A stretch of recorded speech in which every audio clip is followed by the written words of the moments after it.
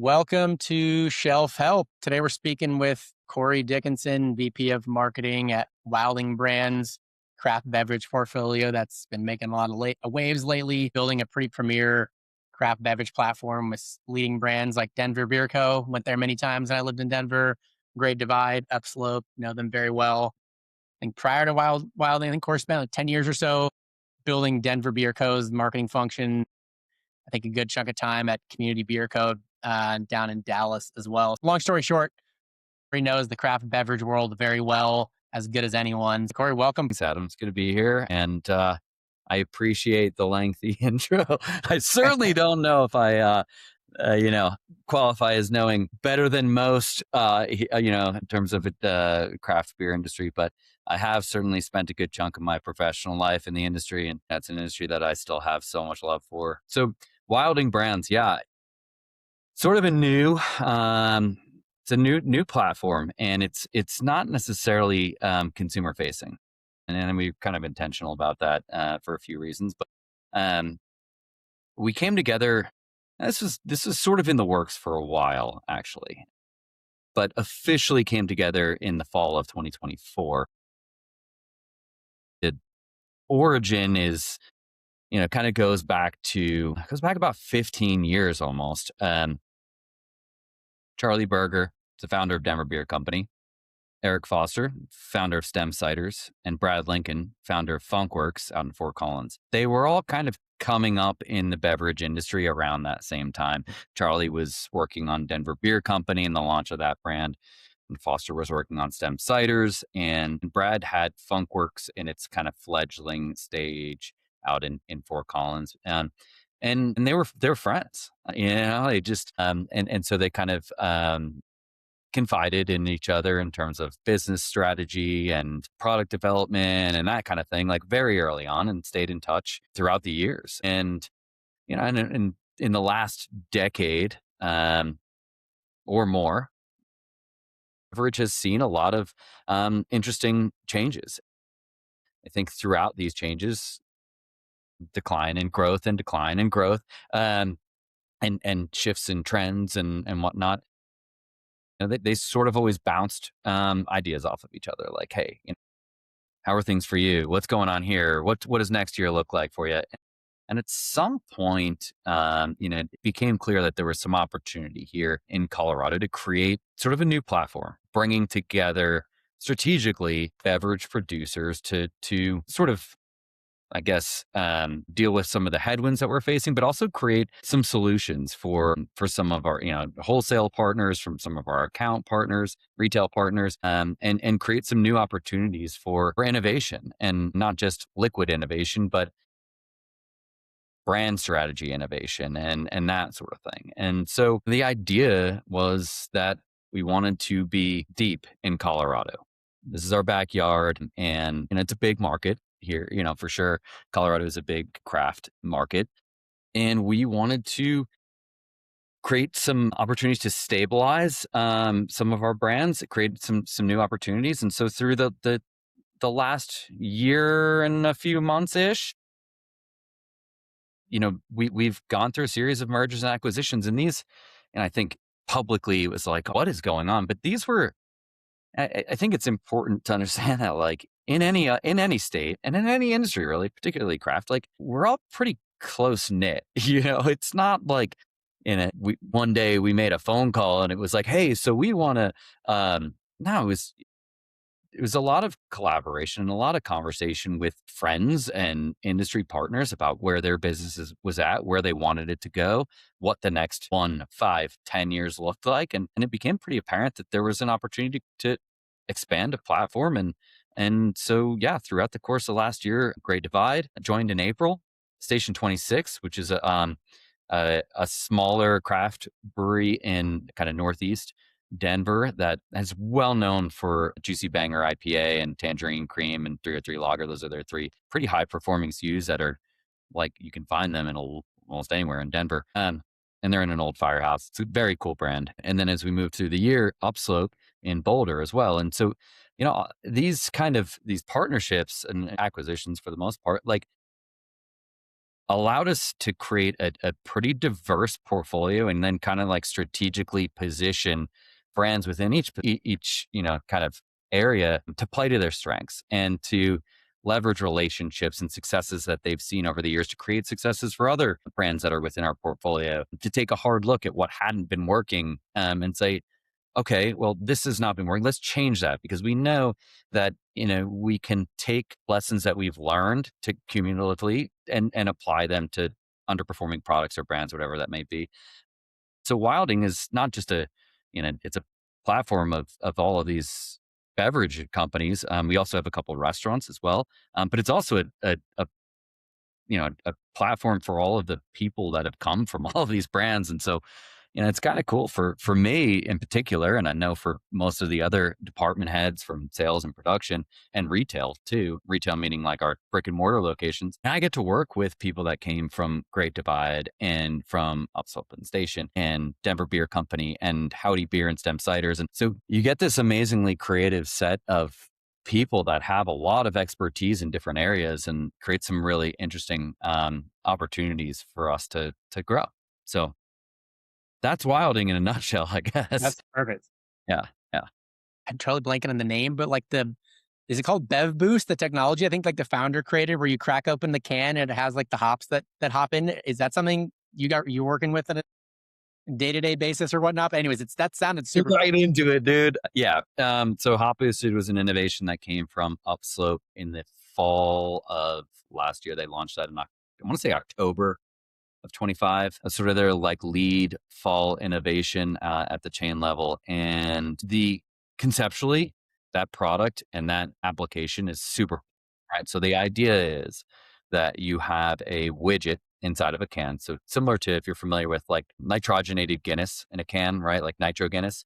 When you open that can, there's a small plastic ball that releases nitrogen that creates that like creamy mouthfeel that you're used to having on draft Guinness. The idea behind Hop Boosted is that there's a widget, a capsule that holds hop extract. And so when you open that can, hop extract is released into the beer and it mimics a fresh hop or super fresh IPA. And so that's the concept. super cool. And as we worked through onboarding of Upslope, part of that process is, QC analysis and what we started to what we found was at the time that product wasn't exactly where it needed to be. And we had a lot of conversations with some of our retail partners, our wholesale partners about Boosted. And we're like, is this confidence right now in this product? How do we feel about continuing this? One, can we do this in a way, can we produce this in a way that the liquid quality is consistently high, that the consumer experience is consistently high, that cogs are where they need to be and they make sense. And after a lot of due diligence and a lot of conversation and market research, it was like, this is at this moment not where it needs to be. And so we had a pretty tough conversation with our primary distributor here in Colorado is Breakthrough Beverage and some of our other key partners, and said, listen, we have two paths here. One is we continue to do R&D and potentially run into some out of stocks, and we're going to try to navigate that as quickly as we can, or we're going to press pause on this for now and essentially sell through what's in market.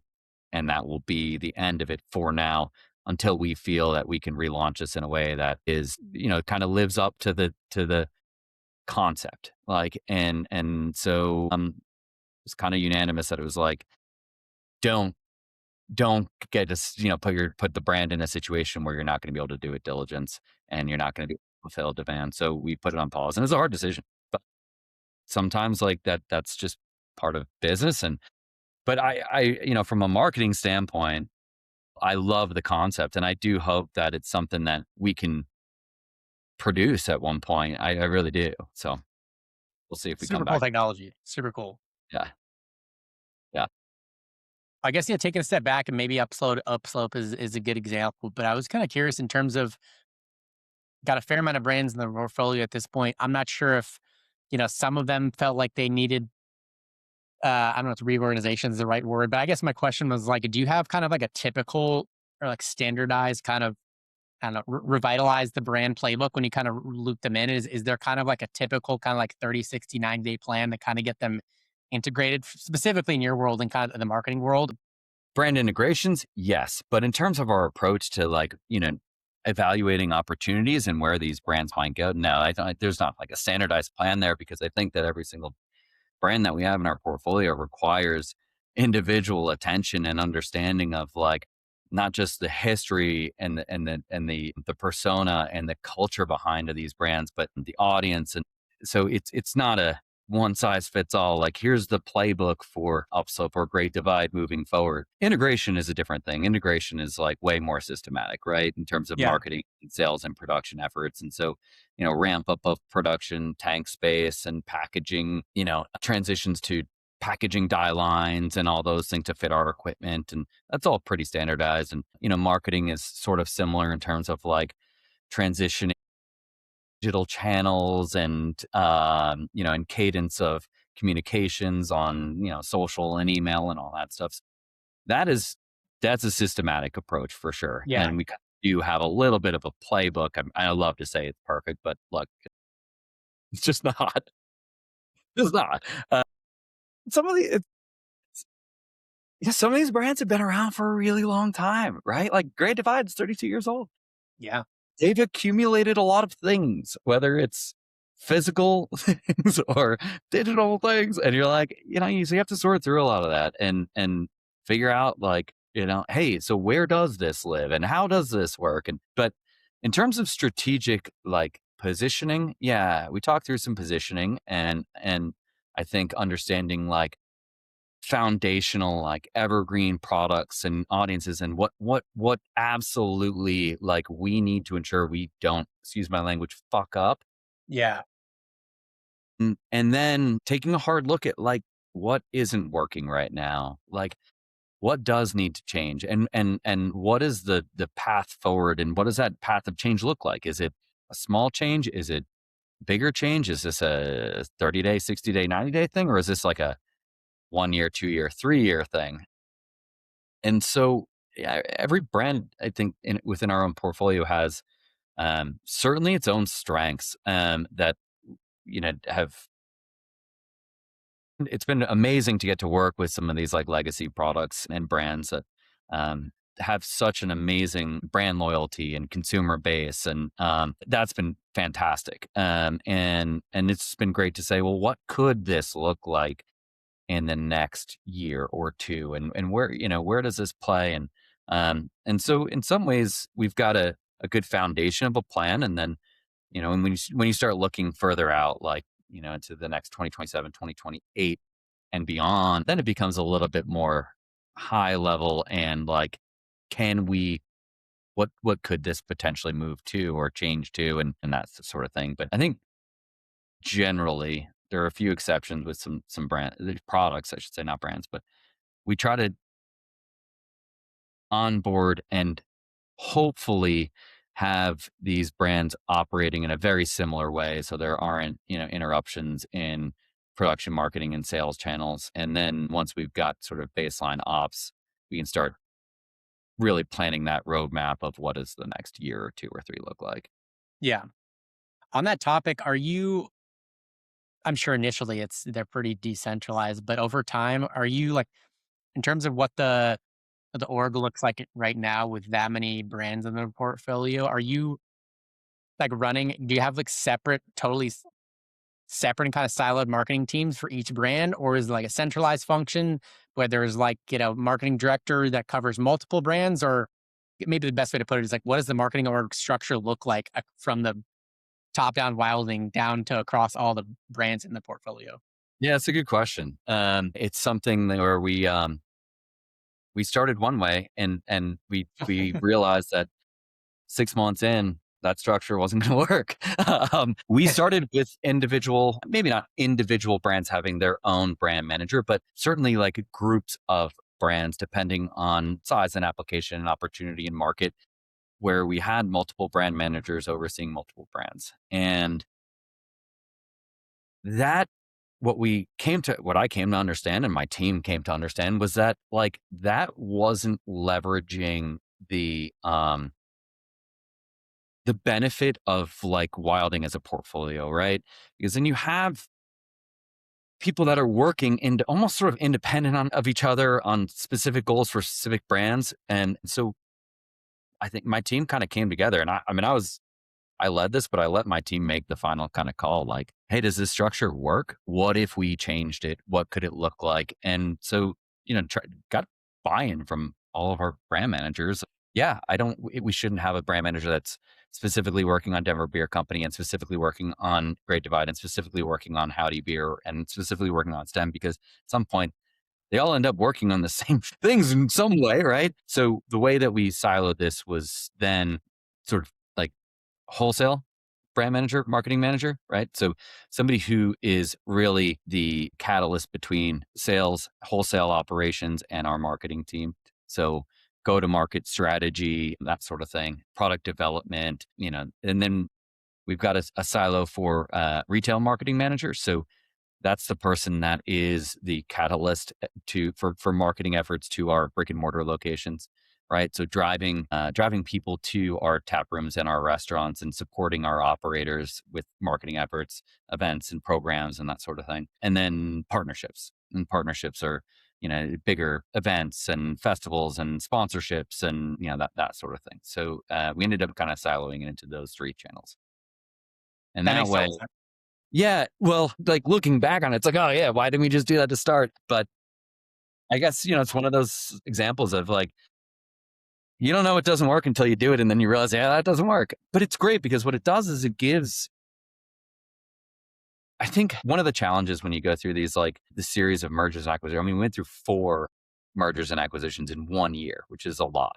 And you bring people that are super talented and inevitably they have specific brand loyalties because that's where they came from. That's what they've been doing for the last 1, 3, 5, in some cases, 10 years. And if you were to put them in a brand manager role, they will work on that brand for sure, just like they always have. But then they're not thinking about the opportunities beyond that brand within Wilding, right? And so if you break down those barriers and say, now think about how you would operate if you have access to not just a Great Divide portfolio, but all of these other established craft beer brands, plus a cider brand, plus a non-alc portfolio. Think about the applications you have for wholesaler programming. Think about how much better we can support our retail accounts. From a partnership standpoint, now we're working with partners, whether it be at, I'll use a music festival for an example. Traditionally, music festivals will go to like 1 or 2 or 3 or 5 breweries or something and say, I want you to come in and either have one brewery and have 4 different products that fall into a lager, an IPA, a fruited beer, wheat beer, whatever it might be. Or I'll work with 5 different breweries to curate this menu. And it's like, well, just work with one person and we can create an amazing experience for consumers. And we've got hard seltz and cider and IPA and lager and non-alc. So we can curate this experience. And if you want an amazing cross section of some of the best craft beverage in Colorado, we got that. And you don't have to go to 4 different suppliers. You come to us. So it was a little bit of a learning experience for my team and also for the sales team. I'm like, what are the best ways to leverage the strengths of Wilding? The things that we have that maybe some of our competitors don't. And so, yeah, it's been interesting for sure. And that's so anyways, to answer your question about the structure, our brand managers operate in those silos. And then I've got a creative team and then a digital team as well. Got it. How do you personally allocate and kind of balance your time between all the brands in a, I don't know, given day, given week? Dude, let me know if you got any answers to that. You got any tips and tricks for me? Look, I think the name of the game is like the flexibility and pivot when you can. For the most part, from a top down approach, like we have our priorities, right? We know that there are certain, whether it be certain brands or certain initiatives or programs that like are top priority for us. And so leadership is pretty aligned there. And then it's our job to make sure that our teams are aligned with those priorities and hopefully we can allocate time and appropriately. Does that always happen? No, it certainly doesn't. But yeah, it's a bit of a juggling act. But I think that, dude, the beautiful thing is like, no day is the same. Like I love that, and I've always been drawn to that sort of small business mentality, no matter how big the business is, because I just, in some ways you want to operate outside of the trenches, but I also like having a little bit of like a granular understanding of everything and where everything's going and moving towards. And so it's a juggling act. I try to prioritize as best I can, as does everybody else. But yeah, I think it's just maintain a positive, like at the end of the day, like we're selling beer and cider here. How fortunate am I to be able to work with some amazing Colorado beverage companies, and at the end of the day, like we're attached to such a cool our HQ offices are attached to a place called Acreage, which is like a huge restaurant production cidery on this a few acres overlooking the Front Range. It's beautiful. And so at the end of the day, it's like pop next door and have a beer or a cider, and it's like, dude, it's great. Like, gotta have fun with it, right? So, Totally. yeah. Totally shifting gears, and you can totally correct me if I'm wrong. I feel like whether you have read about this, you wrote in an article, or interview, something, and you were just talking about how basically I think the quote was brewing great beer just isn't enough, and that the experience is really what kind of sets breweries and craft brands apart. From your perspective, what have you found are some of the key variables or kind of levers you think about when designing a customer experience at a tap room to really kind of create a differentiated experience that's going to keep them coming back? Yeah. Yeah, I did say that. I still really do believe that brewing great beer, that's like the first fucking step in that. If you can't do that, then come on. I mean, at this point in the game, it's like that's minimal effort. Brew fantastic product. I would love to say it's just about the marketing, the messaging, that it's not. It's about the people behind the bar. Yeah, I really do believe that if all things equal, right? You've got good product, you got a cool space, even if it's not that cool of a space, truthfully, you can make up for that with great service and interacting with people who care and are having fun and enjoy what they're doing. And so I think it starts there. Hiring the right people, creating a company culture that fosters that sort of like environment. Um, And then, the nice thing about Wilding is that there's opportunity for people to grow beyond, like, because we're a bigger organization now, there's upward mobility. There's opportunities that previously may not have existed within a singular organization or singular brand, I should say. And I think it's like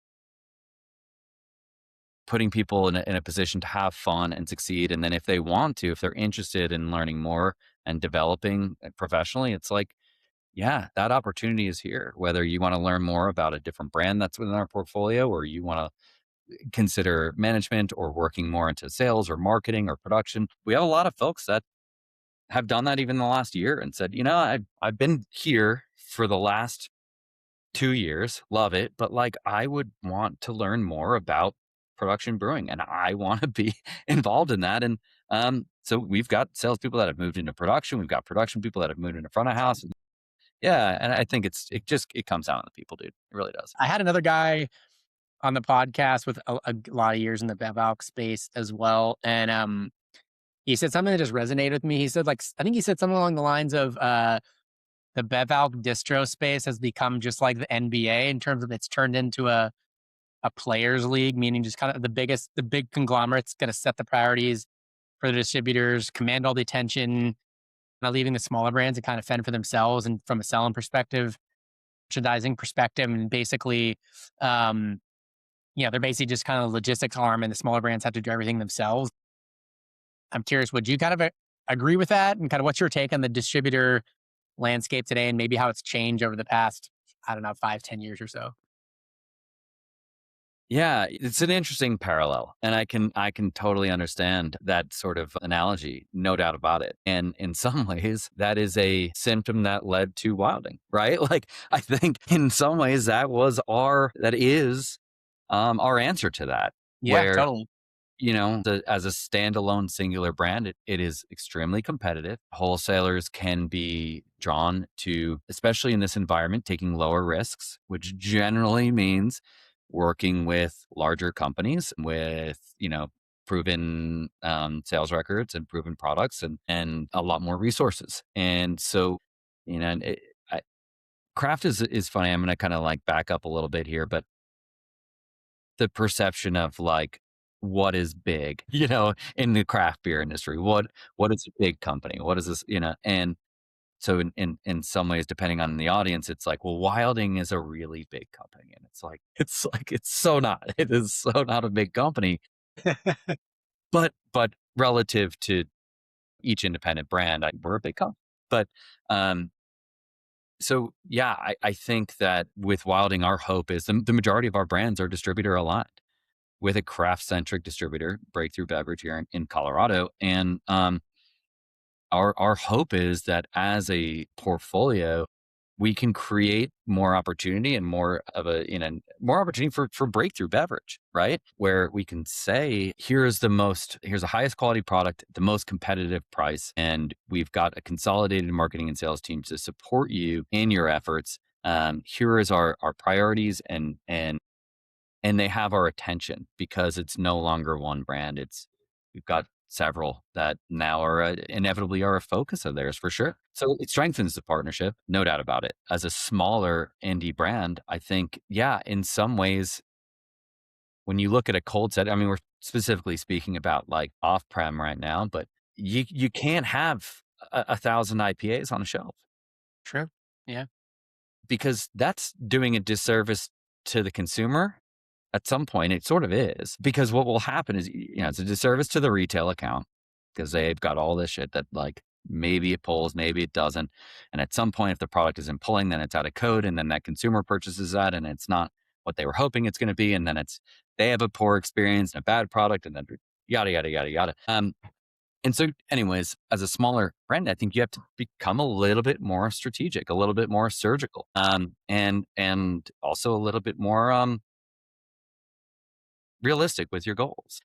Where do you where does your product need to be?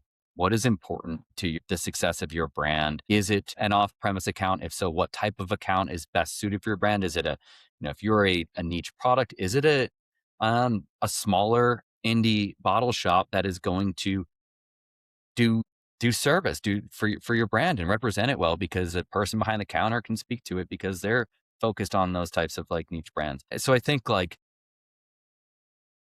changing your strategy and your expectations and your goals accordingly is part of that. Because yeah, look, dude, we're not, I don't know, the Super Bowl commercials and that kind of shit. Like there's always going to be a much bigger brand with a lot more resources. But with that creates a lot of opportunity to be surgical because they will overlook all of the more local, more direct relationships that you can develop as a craft brewer. So, Yeah. and then most importantly, and I know that this seems like so freaking obvious, but like, don't neglect. I mean, certainly you need to like prioritize your owned premise, your taproom experience.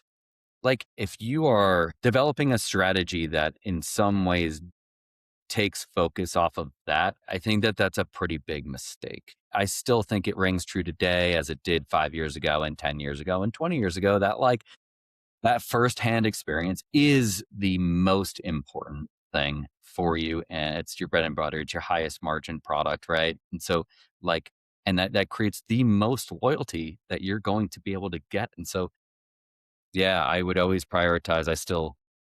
We always, as a marketing and sales team here, like I prioritize resources that are, to drive people to our taproom locations first because I know that those efforts create brand loyalty. And I know that that does still relate to product depletions in market. For sure. So Totally. Obviously, yeah. some level of a flywheel there. They buy it at your brewery, then they want to buy it in the store.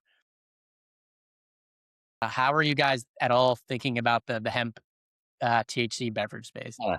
Yeah, it's interesting. It's certainly something that we've talked about quite a bit over the last few years. This is even before wilding. Colorado is creates some, is a little bit of a different market than some other Sure. states for sure. Yeah. And when we kind of ran an opportunity kind of analysis, what it could look like, um, I don't think we're going to get into THC. I don't see that as being a priority of ours. I think it's a really interesting market. I see a lot of friends that are seeing a lot of success. There's a lot of questions around it, and what it looks like for the next 1, 3, 5. And I think right now, given that the last year for wilding, like we're pretty focused on bev alc, non-alc, that kind of stuff, and THC is not necessarily at the top of our list. But I as a guy who's in this industry, it's certainly interesting, and I hope that brewers can use that product line to their advantage. Am I right that Formation Brewing, that's own them that you guys have basically created and launched from scratch? Yeah, and so Formation was a project that we started work on at DBC before Wilding. And so Formation is in Phoenix, and it's its own brand in a really cool neighborhood called Roosevelt Row. And so Roosevelt Row, if I don't know if you've ever spent any time in Phoenix, but Yeah, a bunch of time actually. okay, nice, nice. So super cool area. It's very artsy, and it kind of reminds me of the Rhino neighborhood here in Denver a bit. But initially the concept was, is there opportunity for DBC to expand into another market and create a similar like hub and spoke model that was taproom centric, right? Or I should say it's taproom, like it's more of a brew pub, right? Restaurant and taproom. And so to create a kind of another network, and we felt pretty strongly that Denver Beer Company as a brand was not the right fit for an Arizona based model. So we built Formation, and we launched that last year, and it's a freaking amazing place, honestly. Like the tap room, it's so beautiful. The food program there is fantastic. Such an awesome neighborhood. And so we'll see what happens next in the Arizona market. It's sort of an interesting market. I think it's in some ways, I don't want to say it's behind Colorado, but it's the competitive set is much different in Yeah, Arizona I than can it see that. in Colorado. Yeah. So I think there's still there's still opportunity in Arizona for some brands to grow and to see meaningful growth and successes through, I go back to kind of what I just said a couple of minutes ago, focusing on the experience that you get firsthand from coming into a spot Oh, and bridging that experience to potentially grow into a couple other locations. We'll see what happens. what were kind of the key variables that were top of mind for you, things that are most important when you're building out the brand identity, kind of positioning, voice, and can packaging design for this new brand? For Formation, oh Yeah. man. Well, we didn't want it to be too Colorado. It still's got a little bit of Colorado in it, no doubt about it. But we spent a lot of time in market in Arizona, and not just at breweries. It was like art galleries, music, restaurants, festivals, sporting events. We talked to a lot of people in the industry, outside of the industry, in hospitality and tourism, just to get a better feel for the market. And what we kind of found was like there's a lot of cultural overlap to Colorado for sure. But we also knew that like Phoenix, particularly that part of Phoenix, was art driven, maybe a little bit more it's definitely more diverse in terms of food and music and people and tourism than Colorado or Denver specifically. And so our hope was to create a brand that was driven by Arizona, the landscape and the culture. So our menu and a lot of our beers reflect that. And then sort of take a little bit more of like an elevated approach. I think we saw that maybe there's an opportunity there to position like the Formation experience and brand as more of a premium experience. In that neighborhood, there's